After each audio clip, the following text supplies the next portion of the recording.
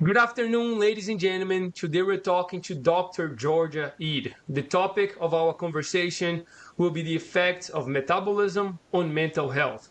Dr. Eid, I'm a big fan of your work. I've read your books. I'm very happy that you're here. Can you please introduce yourself and your background so the Brazilian public know who you are? Hello, Brazil. Hello, Antonio. Antonio, thank you very, very much for inviting me. I'm just absolutely thrilled to be here, connecting with the Brazilian community, and thank you for inviting me on to your podcast. So I'm a psychiatrist. I've been practicing psychiatry for more than 25 years in the United States and Massachusetts mostly, and I use nutrition and metabolic dietary principles to help people with mental health conditions of all kinds. I treat adults of all ages with all types of psychiatric conditions using primarily dietary changes, which is different from how I used to practice a long time ago, which was all medications and psychotherapy. So I do research, I've written a book, I teach other clinicians around the world how to use these strategies to help patients, and I do a lot of writing and speaking, and one of my favorite things to do is to talk to grassroots metabolic movers and shakers in the world like Antonio, so we can get this really empowering and really hopeful information about the powerful connection between nutrition and mental health out to as many people as possible. Yeah, exactly, Dr. Eid. That's exactly what I'm trying to do with posting and interviewing people like you that have been doing a great job in a field that's emerging right now, which is this of metabolic therapy.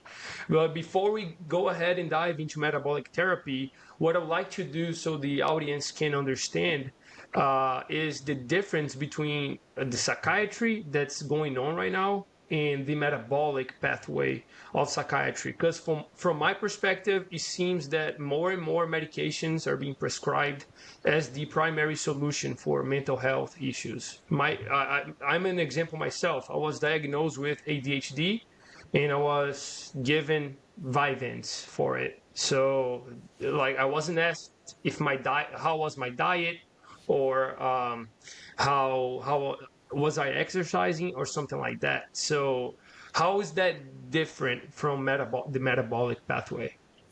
Yeah, so this is a perfect example. What you were just describing is that the usual way of practicing psychiatry is to think about mental health problems of all kinds as chemical imbalances in the brain, and that the only way to correct those chemical imbalances is with medication.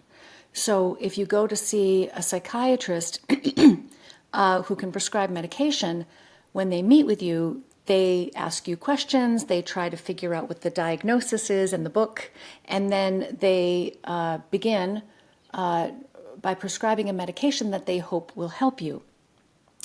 And sometimes that can certainly help. Medications can certainly be helpful in some cases, but the problem with medication is, number one, they don't help most people enough, and number two is they just cover up the problem. They don't solve the problem. They don't go deeper to understanding what is causing the problem in the first place.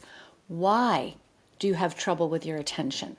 And if there is a chemical imbalance, why is there a chemical imbalance? What's causing that chemical imbalance? And the beautiful thing about this new, very exciting field of psychiatry, there are actually two new branches of psychiatry. There's nutritional psychiatry, which looks at the quality of your diet, how nutritious your diet is. And that field is maybe 10 or 15 years old. Most people in the nutritional psychiatry field recommend the Mediterranean diet for the brain. But then there's an even newer, even more exciting, and I would argue much more powerful branch of psychiatry where the research is just exploding now, and that's called metabolic psychiatry. And metabolic psychiatry looks at not just the diet and whether you're eating whole foods and that sort of thing. It looks at your metabolic health, how your metabolic health affects your mental health.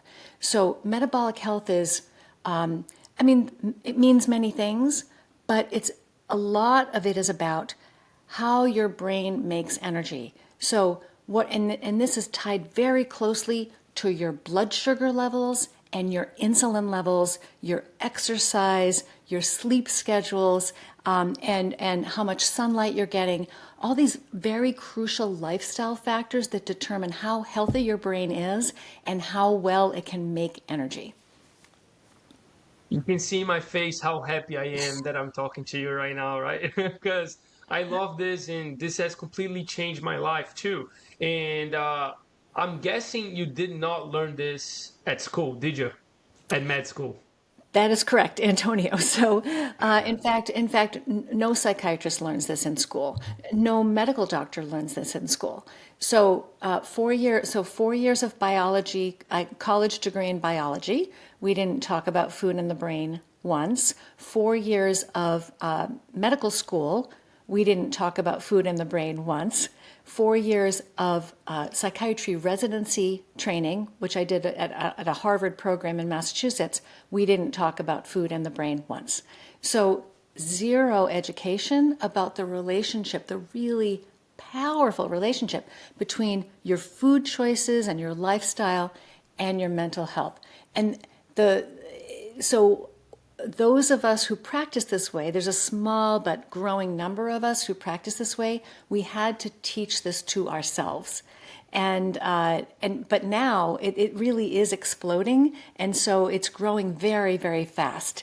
Not just for two reasons. One is that researchers and clinicians are getting excited about we see patients that get so much better, so much more quickly, and they get very healthy, mentally and physically healthy with these changes, but also people in the world who are trying to solve their own mental health problems are trying these approaches, and they're recovering, sometimes completely recovering, often in just weeks, by following these strategies, and they're sharing that message with other people, and so it's spreading. The message is really spreading like fire. And how did you get into that pathway of metabolic therapy? Was it some event that happened to you, or did it happen to someone you know? How did that work? Because something has to happen, right, to like trigger that mindset. Right. So I practiced the usual way for 10 years, medications and psychotherapy. And I loved that work, but honestly, most of my patients were not getting that much better, no matter how hard I tried. And so, and I would never have, it would never have crossed my mind to think about, well, maybe I need to start changing people's diets, because I wasn't taught anything about that. So most of us who wind up practicing nutrition strategies for mental health or for physical health, we accidentally stumble into it. We accidentally discover it, either because a patient comes to us and says, hey, look what I discovered. I'm so much healthier than I was a year ago. Let me tell you what I did. And the doctor listens and says, oh, wow, that's interesting. Or the doctor themselves, and this is what happened to me, has their own health issues, and they can't solve them the usual way with medications and testing, and they start experimenting with their diet, and they discover completely by accident that if they turn their diet upside down from what we are recommended, then everything gets better. And you get so excited about that, that you want to learn more about it, and then you want to actually teach your patients about it so that they can feel better as well. So you changed your diet, and that's where you saw the benefits. And how did you know which diet to test? Was it the patient that told you, or did you do some research on the internet? And what diet was it? Yeah, so so this is about 2007 or so. I was in my early 40s, and I was starting to have some health issues. And even though I was eating a low-fat, high-fiber diet, mostly whole foods, And I was exercising very rigorously every day, running and going to the gym, and I was really very physically fit. But I started to feel not well, and so these were things like migraine headaches, fatigue, chronic pain, IBS symptoms, so digestive problems, stomach pain, and things like that, and it was starting to interfere with my ability to work. So I was working at Harvard at the time, and I went to a lot of specialists. I was very lucky to have access to all kinds of wonderful specialists in the Harvard system, and I went to several different specialists, had all kinds of special tests, and nobody could find anything wrong. And none of them asked me what I eat, and all of them gave me the same basic information when I left on a piece of paper that says you need to eat a low-fat, high-fiber diet and be careful with saturated fat and eat more plants and get exercise. I was already doing all of those things. So in any case, I didn't know what else to do other than start to try to solve my own problem. And the way I got to my upside down diet was that I started a food and symptom journal. And I mean, really, honestly, what I was trying to do in the beginning was just because I had all these different issues that didn't seem related to each other. I thought, well, the stomach pain, maybe that has to do with food. Maybe something I'm eating is bothering my stomach. So I can at least maybe try to solve that problem. So I kept a food and symptom journal, and I wrote down every day everything I ate and all the symptoms that I had. And I just kept making changes, trial and error changes to my diet to see if I could get the pain to go away. And for 6 months, I did that every day, making little changes and noticing the differences. Sometimes I would get better, sometimes I would get worse, and I would make the changes. And this was long before, I had never heard of a ketogenic diet. I had never heard of a paleo diet. I had never heard of a carnivore diet. Most people had not heard of those diets in 2007. And so I was just trying by myself to figure it out. And after 6 months, the diet that I ended up on was completely upside down from what we're told is good for us. So it was essentially a mostly meat, seafood, poultry diet, very few plants, high fat, very low fiber, mostly animal food diet. And that diet was the diet that resolved not just the stomach pain, but everything. The headaches, the body aches, the fatigue, and the stomach issues. And then, okay, so that's wonderful enough. But what got my attention as a psychiatrist was that my mental health got so much better. And I didn't even think of myself as somebody that had poor mental health. It's just that we've come to expect pretty low, we've come to expect, kind of mediocre mental health. And so when I changed my diet, my mood got better, my attention, my concentration, my ability, my productivity to get things done, my sleep, my anxiety, my winter. I used to get depressed in the winter. I thought that was normal. I used to get really tired in the afternoon, so tired at like 3 o'clock in the afternoon when I was sitting with patients. I was trying hard not to fall asleep. And this was because we were eating the wrong way and in this way that makes us very sleepy in the afternoon. So in any case, all of those things went away. And I thought, wow, this strange diet seems to be very good for the brain.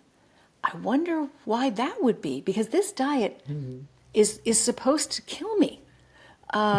So I need to learn more about this. This is fascinating. And that was going to be actually my next question. As a scientist, the first thing we think about is why is that happening? And I bet you had that line of thinking, as you just said. So when you did your research, what did you find out about the ketogenic carnivore diet that was so different than the other ones that that answered your question about the why? Yeah, well, everything that I mean, I didn't know very much about nutrition. I know the same things that most other people think they know about nutrition. We Hmm. got maybe 3 or 4 hours of nutrition education in medical school, nothing about the brain, but about cholesterol and fat and fiber. We learned those things. All of it's incorrect, but that's what we learned. But I was under the impression that meat was bad for you, that animal fat was bad for you, that fiber was essential, that you needed to eat a lot of fiber or you wouldn't be healthy. I was under the impression that you had to eat a wide variety of fruits and vegetables to be healthy, and that cholesterol was bad for you. And so I thought, well, if all those things are true, and I'm following the opposite rules, that doesn't make any sense. If this diet is supposed to be really dangerous, why is it the diet that restored every aspect of my health?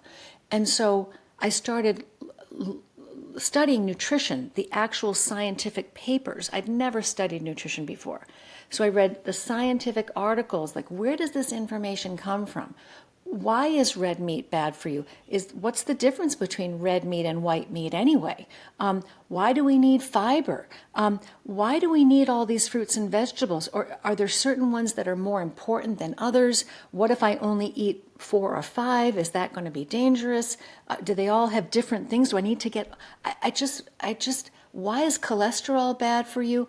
And so I read the actual papers trying to figure out where those beliefs come from, because I was very excited about this diet, but I didn't want to recommend it to my patients if it was going to kill them. And so I really needed to learn, okay, well, I don't want to recommend a dangerous diet to my patients. So let me understand the biology. What's going on here?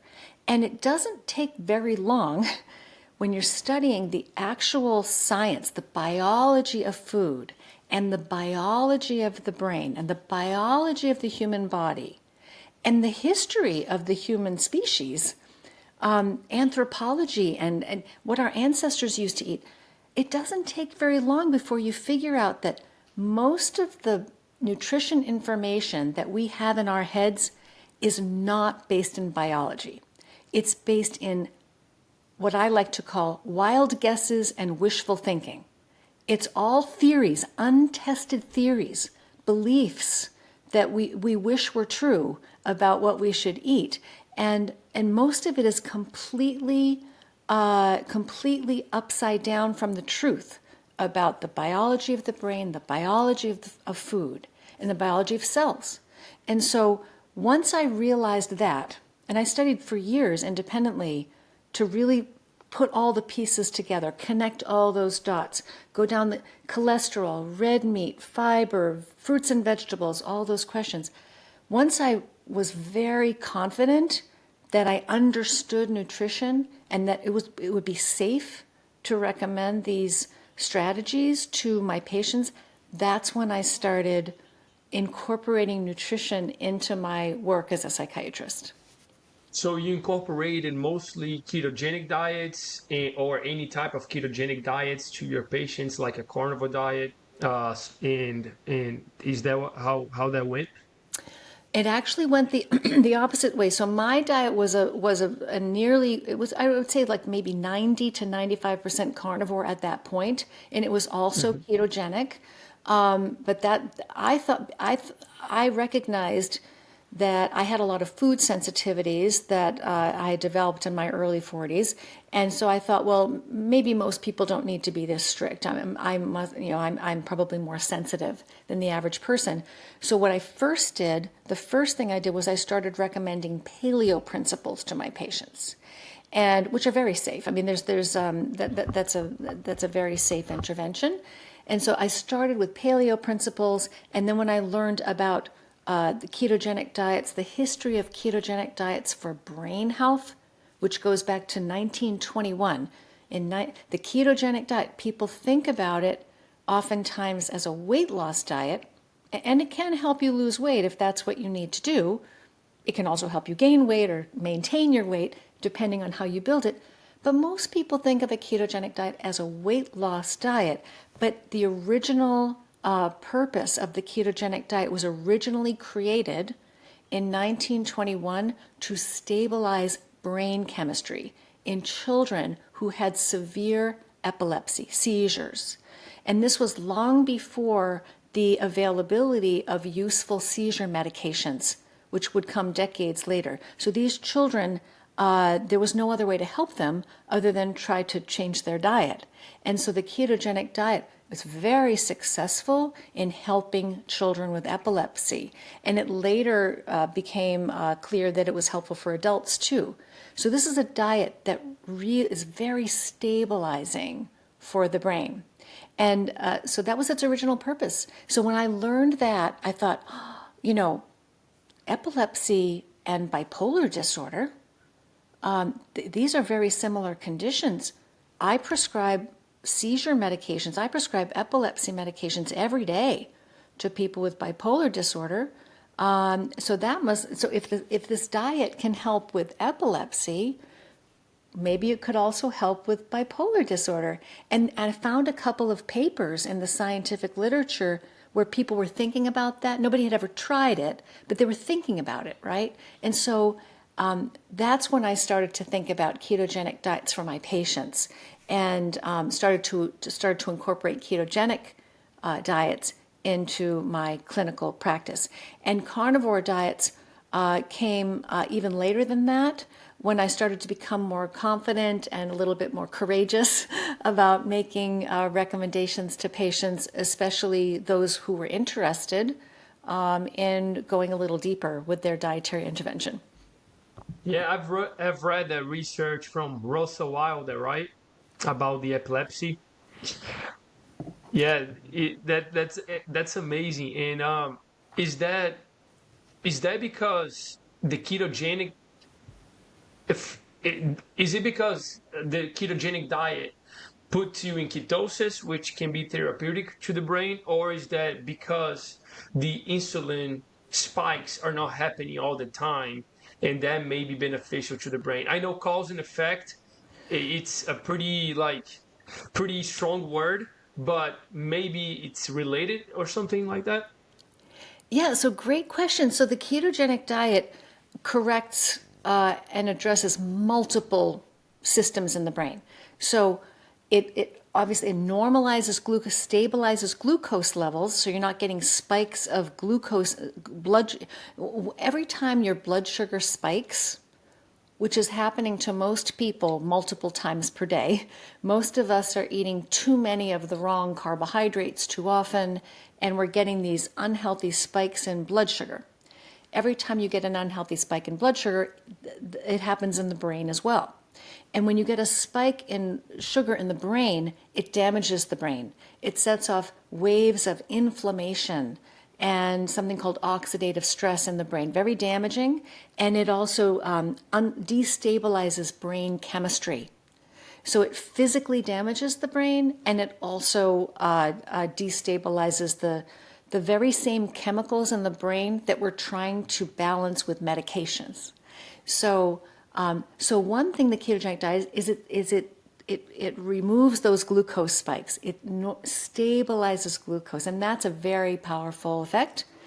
But as you said, it also lowers and stabilizes insulin levels, and that's another really important thing, because insulin, if you've got too much insulin in if your insulin levels are running too high too often, which will happen if you're eating the wrong way, or if you're eating too much food or the wrong foods, your insulin levels will also be running too high too often, and all that insulin damages as it's circulating around the brain.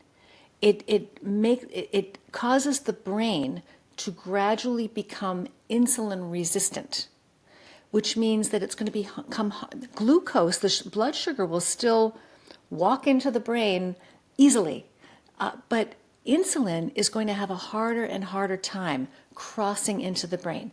And that's a huge problem, because the brain can't use glucose properly, turn it into energy, or build molecules out of it without an adequate insulin. So if you've got plenty of glucose, your brain can be swimming in a sea of glucose and still be slowly starving to death because there's not enough insulin that can cross in. So the ketogenic diet lowers glucose, but it also lowers insulin. So it takes that pressure off the brain.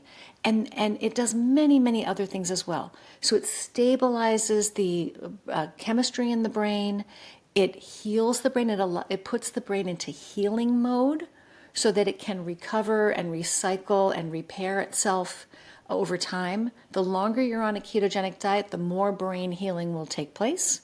And another thing it does is it helps the brain to make energy more efficiently. So when you go on a ketogenic diet, you burn more fat for energy, and your liver will chop that fat up into tiny pieces called ketones, which are just little fragments of fat, and they circulate in the bloodstream. They cross into the brain very easily, just like glucose. They cross in very easily. And they bridge that energy gap. So if you've got trouble burning glucose for energy, you can burn ketones, and now your cells can be running like a hybrid engine, glucose plus ketones, and now they're fully energized. And this is why I think so many people, when they switch from a regular diet, a high carbohydrate diet, to a ketogenic diet, often within just a few days, they will feel like their brain is waking up. And now it has more energy and it's running better, and they can think more clearly, and they can think more quickly, and they feel more stable. So there are many, many other things the ketogenic diet does, but those are just 3 big things that it does. It also reduces inflammation, reduces oxidative stress. These are some of the root causes of mental health conditions that we have not been paying any attention to for decades. Does it also repair the mitochondria? Is that one of the things that also does? Exactly. So one of the other things the ketogenic diet does is it allows damaged mitochondria to heal, and it stimulates the growth of new mitochondria, brand new mitochondria. So the mitochondria, they do many things, but the thing that they're most famous for is making energy. And the brain needs a lot of energy. So you want to have as many healthy mitochondria as you can have. Healthy mitochondria, healthy cells, healthy you, right? Is Yes, that it? that's it. That's perfect. I've interviewed Professor Seifert before, and he was Mm. talking about the metabolic theory of cancer, and he says it's very important for you to be for your mitochondria to be healthy, in order for you to have the best odds to fight cancer. So that was a pretty interesting interview. But coming back to like the worst foods that you can eat in order to have those insulin spikes and the high glucose and not produce ketones, what would be the worst foods that you can eat for metabolic health and therefore mental health? The refined carbohydrates are the most dangerous because they spike glucose and insulin the most. So the refined carbohydrates, these are naked carbohydrates. They're they're basically sugar, flour, fruit juices, cereal products. These are very fast absorbing carbohydrates that give you a very sharp glucose spike in your bloodstream. And so the very unnaturally high glucose spike. So those are the most dangerous ingredients that you can eat. How about plants? Do the defense mechanisms of plants, because they do have chemical defense mechanisms, do they affect the brain as well? Yeah, so that is a topic that is not very well studied. It's one of those questions that a lot of scientists don't even think about, because we have been told for so many years that plants are good and that the more plants you eat, the healthier you will be. So there's very little research on how plant toxins, the defensive toxins that plants contain, there's very little research on how those defensive toxins might damage the brain. But when you look at the biology of those toxins, it's very easy to see how they could, because many of these toxins are what are called membrane disruptors. So they actually, so all plants all plants are trying to harm you. That's how they defend themselves. It doesn't mean that they're always going to succeed. It depends on what kind of plant food we're talking about, because some of them are more aggressive than others. And it also depends on how strong and healthy and robust your defense systems are. How strong is your gut lining? How strong is your immune system? That sort of thing. So some of us tolerate a wider variety of plants than others, but all plants are trying to harm your cells. And so especially if you have any damage to the lining of your gut, which many of us now do, because there are so many elements in our modern environment which can break down our natural barriers. And these are things like medications and pesticides and microplastics and environmental toxins, pollution, all kinds of things, and food additives and vegetable oils and sugar, all kinds of things can break down your gut barrier. And so your first line of defense is weak. And it actually, we don't, then some of these molecules that plants are trying to harm us with, they can actually cross into the bloodstream and circulate throughout the body and even attack the blood-brain barrier. So the blood-brain barrier the brain has its own separate circulation, which has this extra layer of defense around it called the blood-brain barrier. And so, which is just a very sophisticated membrane system.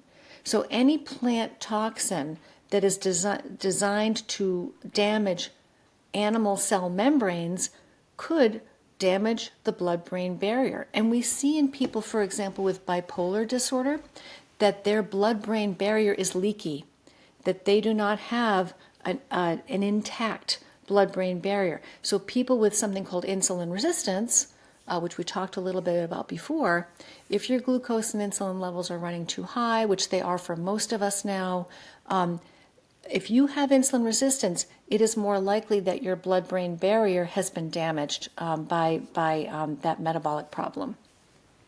And the best way to make it go down is with ketogenic and carnivore diets, right? Low carb diets. And as you said before, I believe that's where you're using in a lot of your patients in this metabolic route, right? Is there a big difference between the ketogenic and the carnivore diets? I know that the ketogenic diet has plants, and as we talked about, plants are trying to stay alive and may harm you. They may not. It depends on the person. But is that the main difference between the carnivore and the ketogenic diets? And do you offer those diets based on how serious the case of your patients are? Yeah, so as you very correctly said, so a traditional ketogenic diet includes plants, whereas a carnivore diet does not include plants. And so that is the big difference between the two. Most carnivore diets are also ketogenic, but most ketogenic diets are not carnivore. And the way that I decide, so in the book I put 3 different diets. In Change Your Diet, Change Your Mind, I put a paleo diet that's kind of moderate in carbohydrate. I put a ketogenic diet, and I put a carnivore diet for people to explore. And the reason why I put these different diets in the book is because that's the way I practice also. So when somebody comes to me and they have a mental health condition and they want to use dietary changes to improve their mental health, we talk about these different options and we discover, okay, what do they feel, what are they most interested in doing, and what are they most capable of doing? So you can really start. You can really start with the patient's preferences, but if the person, but the way I wrote the book, because in the book I can't personalize it to each individual. I show you in the book how to personalize it, but I had to write a book for the general public. I said, well, let's start with paleo for a couple of weeks to gradually bring your glucose and insulin levels down and clean up your diet, so that it's nutritious and it doesn't have any junk in it. And then after a couple of weeks, if you're not feeling better, then you can transition to a ketogenic version of the paleo diet, which brings the carbohydrate down to 20 grams a day, but it's still whole foods, paleo principles, and do that for at least 6 weeks, 6 to 12 weeks I would recommend. And then if you still don't feel well enough, not getting enough benefit, then you could explore the carnivore version of that diet where you just take the plants out. And so there are different levels, degrees of dietary exploration. So would you say that even though the carnivore diet is the most restrictive out of the three different ones, would you say it's the cleanest one possible for a patient? It's the cleanest and it's the simplest. So one of the things that I find very useful about carnivore diets in my clinical work is that some of my patients are just too depressed or overwhelmed or just not feeling well enough to manage the rules that you have to follow with a ketogenic diet. And so I will sometimes use a carnivore diet as the first step rather than the last step because it's so simple. And anybody can learn these rules. They don't have to count or weigh or measure anything in the beginning. You might have to adjust it later. But in the beginning, it's so simple. Here's your food list. Here are the animal foods. Eat these until you feel full and don't eat anything else. Anybody can do that. And even very depressed people, very overwhelmed people who are having trouble concentrating, and people who are feeling hopeless, anybody can learn those rules.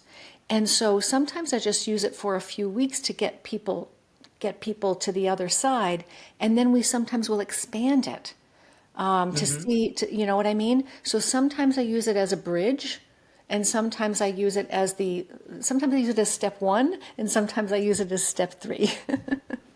Is that the one that gives you the most results in your patient in your patient population? That's a very good question because when I first started practicing this way, my hypothesis, what I thought was going to be true, was that I thought that carnivore would be the best for everybody. That's what I believed. I didn't say this out loud, and I was still curious. I wasn't sure. But as I practiced, what I learned was it is for most people the simplest and most beneficial way to eat, but not for everybody. I have actually had a handful of people who, no matter what I did with the carnivore diet, no matter how we tweaked it, adjusted it, no matter how long we did it, they just didn't feel well. And we had to reintroduce some plant food in order for them to feel comfortable. And this had mostly to do with digestive health, and I honestly don't understand, why some people, but regardless, I think it's really important. It was an important lesson for me to learn that even though theoretically I thought, well, this is going to be best for everybody, there are some people, for whatever, we don't understand everything about nutrition yet, and everyone's a little different, that the dietary treatment does need to be personalized. And so in the carnivore chapter of the book, I explain to people that even a carnivore diet may need to be adjusted to help people. And sometimes people may even need to go back to a regular ketogenic diet. But in most cases, I find the carnivore diet to be superior.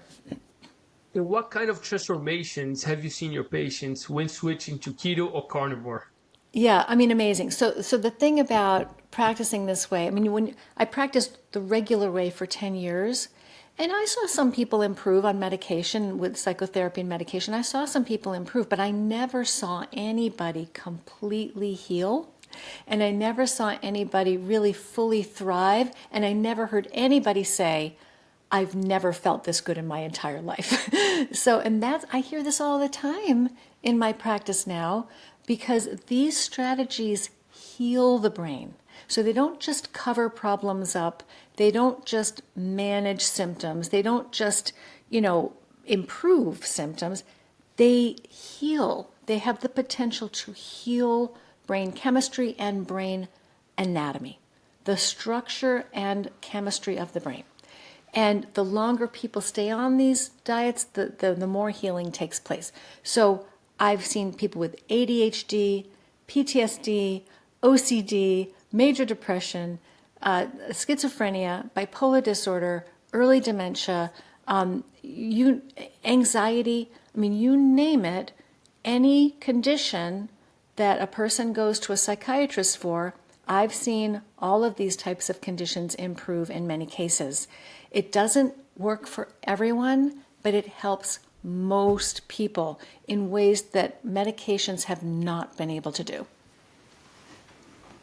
And it's just crazy to think about that just changing your diet could have a huge impact on your brain. Beforehand, I did not understand that what I was eating was getting me fat because I got to over 220 pounds. So I was kind of heavy, A little but bit. I never, a little bit, yeah. So, but I never thought about that not only I was getting fat, not only my body was getting fat, but my brain was getting inflamed as well. That was never a line of thinking. And after I read your book, it all made sense. So I highly advise anyone to read your book, even though it's not out in Portuguese yet. Soon you will be, right? It will, we are talking right now with a publisher in Brazil who is very interested in translating the book. So we're very hopeful that very soon we will have an announcement to make about that. Nice. So yeah, I'm really excited about it. Nice. And are there any success stories, like you said, you've cured, not cured, but put in remission ADHD, depression, anxiety, bipolar, OCD, you name it. Are there any success stories that stood out to you? I've put quite a few in the book, and I've mentioned a lot of these success stories on in videos as well. In fact, I opened the book with a story of a guy named Carl, who's one of my favorite people in the world, a really great guy. He had major depression and generalized anxiety disorder and ADHD for his whole life. And he had always eaten a regular diet, and he had about 10 or 15 years before he saw me. So when he came to see me, he was in his mid 60s. But sometime in his early 50s, he had gone to a specialty psychiatry clinic for specialized testing and brain imaging and a really complete evaluation. And they gave him these diagnoses: ADHD, major depression, generalized anxiety disorder, and they gave him 3 medications, 1 medicine for each disorder. And so he started the medicines, but they made him feel, they did help with the depression and concentration, but they had a lot of side effects, and so they were causing him to become kind of irritable and difficult to work with, and he was developing some manic symptoms. He was kind of uncharacteristic. He was edgy and overly energetic and kind of becoming difficult to live with and difficult to work with. So, long story short, he came off the medications, and he eventually, his anxiety started to come back. He was using exercise, rigorous exercise, to try to manage his symptoms, but it eventually didn't work very well anymore. So when he came to see me, he wanted to start the carnivore diet because he had read about the carnivore diet online. And this is the beautiful thing about living in this time, is that everyday people can go onto the internet and learn about exciting new strategies that give them hope. And so he contacted me, we started a carnivore diet, and within several weeks, he was feeling so much better. And simply eating fatty meat, 3 or 4 pounds of fatty meat every day, right? He'd eaten a regular diet his whole life. And then by 6 weeks, he had 0 symptoms. He was completely well.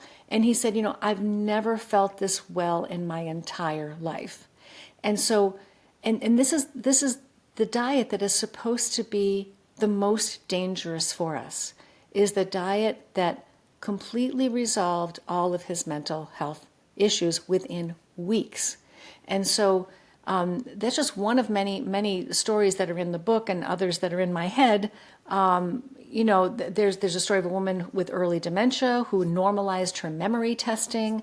There's a story of a woman who of a man who had depression and anxiety for years, including suicidal ideation, where it was completely resolved with a ketogenic diet. There's a story of a woman who had binge eating and depression and anxiety for 40 years, who within 10 days, 10 or 11 days, 12 days of starting a carnivore diet as a bridge. Remember I said sometimes I use it as the step one. Within 12 days, 0 symptoms of binge eating, depression, or anxiety, all gone. 12 days. And so, and there are other stories in the book as well. Another one I'd love, Dr. Ian Campbell. Dr. Ian Campbell, who's, in my opinion, one of the world's most influential, most important researchers in the metabolic psychiatry field. He, 8 years ago, was a musician in Scotland with bipolar disorder and was overweight. And he started an Atkins diet to try to lose some weight. And within days, his bipolar depression began to go away. And so this was so meaningful to him that he went back to school, got a PhD, and now he studies ketogenic diets for bipolar disorder. His bipolar disorder has been in remission on a ketogenic diet for 8 years. And he just published, just 2 days ago, an amazing study showing that a ketogenic diet changes brain chemistry. It reduces the levels of a particular chemical in the brain called glutamate, which is overstimulating the brain. And he could see the levels come down in just 8 weeks on a ketogenic diet. So there's a lot of really exciting research going on. His story's in the book too. So a lot of really exciting research and plenty of stories to inspire people. And this conversation is flowing perfectly because that was exactly what I was going to come up with next about the new research in the field. Because you said the ketogenic diet was studied first in 1921 for epilepsy. But how about now? Are there any studies going on right now with ketogenic or carnivore diets that show how it affects mental health for good or for worse? Yeah, so ketogenic diets for epilepsy go back to 1921, over 100 years. But ketogenic diets for psychiatric disorders, that area of research really didn't start until the first paper published of any significance was a story of a woman, a single case report by Dr. Eric Westman in 2009. So 2009 was the first real well-documented case of the ketogenic diet helping somebody with a serious mental illness. And this was a woman in her 70s with schizophrenia. She had schizophrenia since childhood. And she was able to come off all of her medications, including her antipsychotic medications, and stayed off of her medications for the rest of her life, following a low-carbohydrate diet. And so that was the first case. And really just in the past 5 years now, there have been much more detailed studies of groups of people following a ketogenic diet, clinical studies. And the three most important ones that we have to look at right now are in 2022. I was a co-author on this paper of a study in France where my colleague Dr. Albert Denat invited 31 of his most treatment-resistant patients with serious mental illness, schizophrenia, bipolar disorder, major depression, to come into the hospital and try, as volunteers, a mildly ketogenic whole foods diet under his supervision. And these were people who had been ill for an average of 10 years already, some as long as 30 years. And they were taking an average of 5 psychiatric medications when they came into the hospital. And they had been hospitalized before, 1 or more times, and had never gotten much relief at all. So they were very excited to try the diet because nothing else had really worked. And so 28 out of 31 of those patients stayed on the diet for 2 weeks or longer, which is what you need to do to start to see benefits in most cases. And every single one of those 28 people improved. In fact, 43% of them achieved clinical remission from their serious mental health diagnosis, starting and responded within 3 weeks to the ketogenic diet. And they left the hospital, most of them, 64%, on less psychiatric medication. So that was the first study of a group of people following a ketogenic diet for serious mental illness. The next one with Dr. Shivani Sethi at Stanford, published last year, a group of people with bipolar disorder and schizophrenia. She put them on a ketogenic diet, and 79% of them improved significantly on the ketogenic diet. And if she looked at the ones who were the best at following the diet, who were really good at following the diet, the group that followed the diet best, 100% of them improved psychiatrically on the ketogenic diet. And then this study I just told you about by Dr. Ian Campbell, lots of wonderful information from that study that just came out of the University of Edinburgh. That study, one of the things I think is really interesting about that study is that 20 people out of the 26 stayed on the diet long enough to continue to complete the study. The last 2 weeks of these are people with bipolar disorder. The last 2 weeks of the study, the design of the study, the protocol, what was supposed to happen was the dietitians who were running the study were supposed to help the patients gradually stop the ketogenic diet over the last 2 weeks to safely come off the diet. 7 of them refused to stop the diet because they felt so good on the ketogenic diet. Mood and energy and impulsivity and anxiety, they just felt so much better than they ever had before. And the other really interesting thing he showed was that there was a very interesting relationship between how high their ketone levels were and how well their symptoms were. So the higher their ketones, the better they felt. And that was a really interesting finding as well. A lot of people would say that, oh, this studies only had 30 participants. The population was very small. But when you see the results, I would say that's definitely statistically relevant, right? Very much so, and we need larger studies to convince skeptical people, and they are already being conducted. There are research studies being conducted around the world right now in metabolic psychiatry for lots of different diagnoses, which is really exciting. And these are going to be more rigorous and larger studies, and some of them are already being they've already started. Yeah, so we'll have to wait and see what they show. But whenever people say, oh, well, it was only 30 people, or it was only 20 people, or it was only 25 people, I say, well, if you're one of those people, that's all that matters, right? So if this works for you, who cares if it works for anybody else, right? You're the one that matters. And so, and I'm convinced, and I teach this in my training program too, I teach other clinicians this, a lot of people say, well, we don't have enough science yet. We don't have these big studies with, 100 or 200 people in them, very rigorously conducted, very carefully controlled. We're going to wait until we see that, before we recommend these diets to our patients. And I said, well, these diets are very safe. They're very low risk, very high potential benefit. Much safer than medication, as long as you know what you're doing. If you're taking certain medications or you have certain health issues, you're going to need medical supervision to do these diets, and that's why I train clinicians to do this.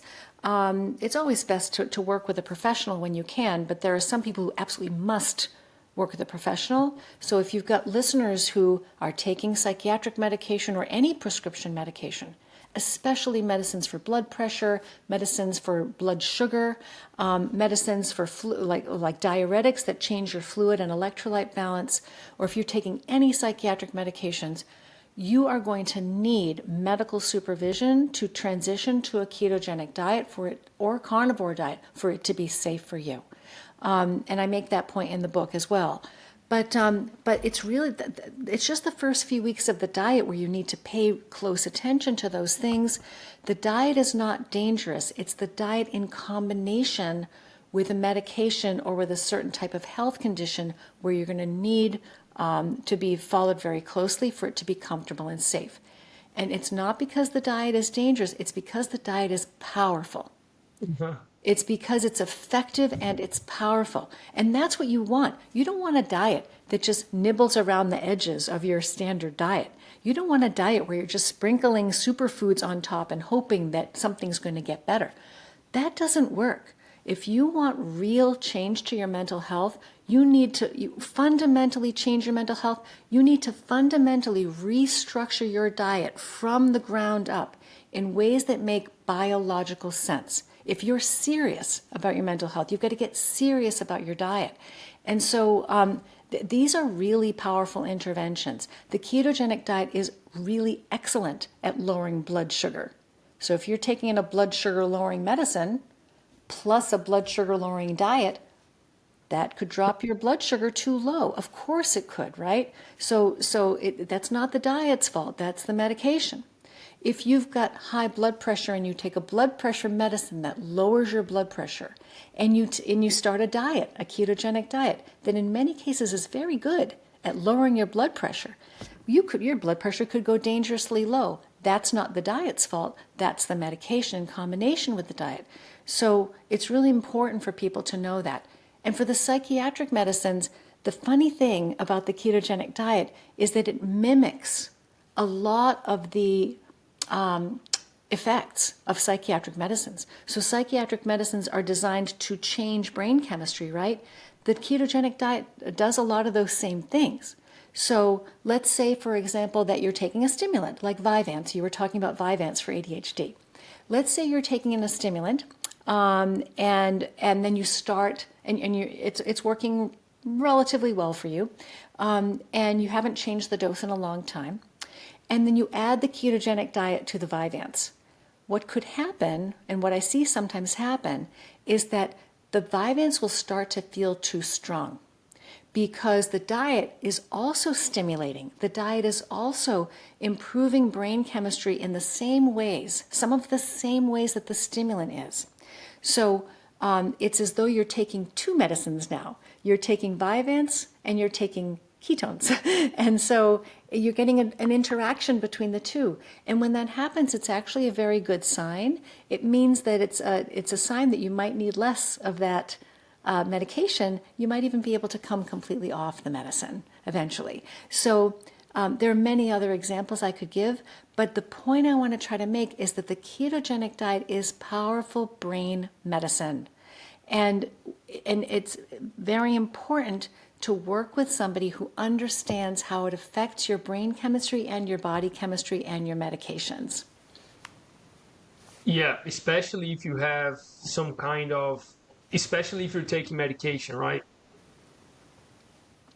Absolutely, especially, or if you have any health conditions that, serious. So if you have high blood pressure or heart disease or kidney issues or liver issues, there are certain, or cancer, there are, if you have any kind of and I list all of this in the book, but if you have any kind of a health problem, if you're taking any medications, it's especially important for you to work with a professional who understands how ketogenic diets affect the brain and body. Who would say that a way of eating that we've been eating for kind of 2 million years would be good for us? That's crazy. Yes, that doesn't make any sense, right? It doesn't make any No, it sense. doesn't. It doesn't make sense that our body would adapt to a diet that we've been eating for 99.7% of our existence. It doesn't, but who am I to say? But like coming to a end here, Dr. Ida, just have a couple more questions to you. Where would you see the field of metabolic psychiatry in the next like 5 to 10 years?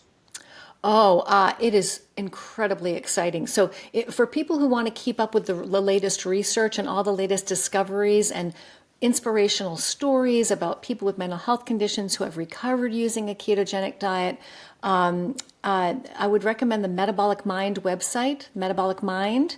That group that's a nonprofit. Everything is free on that website, and lots of wonderful information there. So you'll see all the studies that are being conducted, and what I honestly believe and hope that 10 years from now, what we will see is that any clinician who is not already discussing these interventions with their patients from day one, from the very first appointment, will be practicing, will no longer be practiced, will be left behind. Because I believe and hope that everyone who has a mental health issue will have heard about metabolic interventions like ketogenic and carnivore diets, and they will be going to their practitioner and demanding that these interventions as part of their plan. And if your practitioner doesn't understand how to use these, they're going to be left behind. I hope that these will become standard, part of the standard of care. Not replacing medicines entirely, certainly not replacing psychotherapy entirely. Medicines and psychotherapy have their place, but these interventions can be used in combination with those treatments, not only instead of. And so I am looking forward to this hybrid model where metabolic health and the foundation of a good, healthy diet is step one. Unless you've got an emergency, my hope and goal in my work is that addressing metabolic health will be step one unless there's an emergency where you need to use a medication or hospitalization to stabilize somebody and keep them safe. Mm-hmm. And what advice, to finalize, last question, what advice would you give to someone struggling with mental health right now? Yes, so I really, that's the whole reason I wrote the book. So Change Your Diet, Change Your Mind, which I hope will be available in Portuguese by next year. So there's a lot of guidance in that book.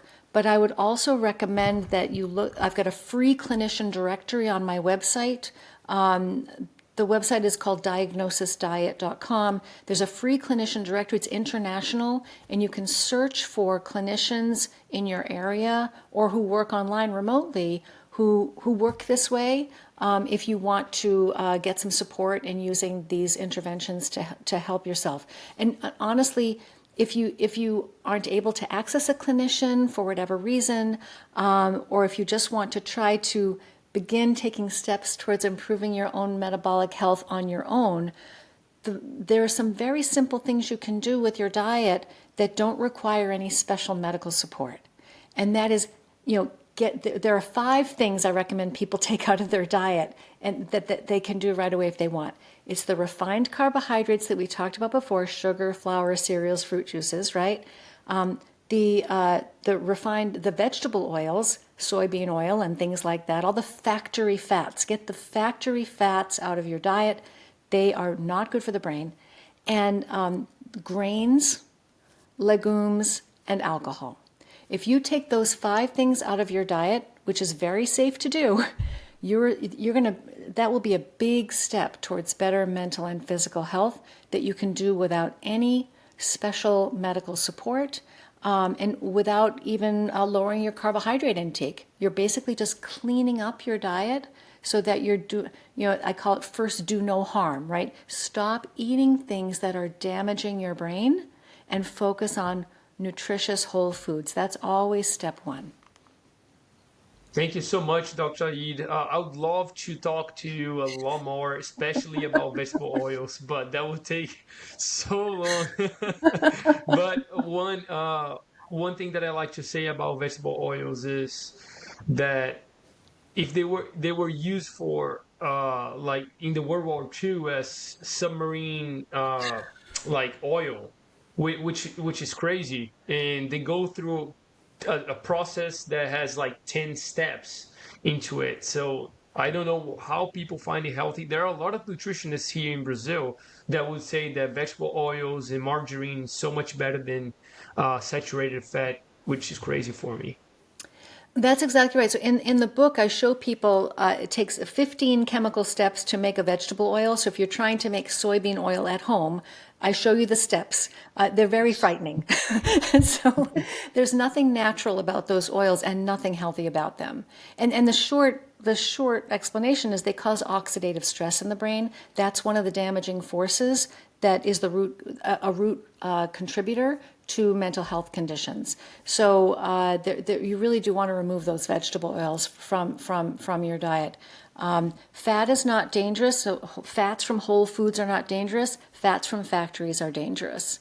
So it's not about saturated and unsaturated. It's about whole foods fats versus factory fats. There's a new rule you have to learn. Forget the saturated and unsaturated. Just look at the real and the fake.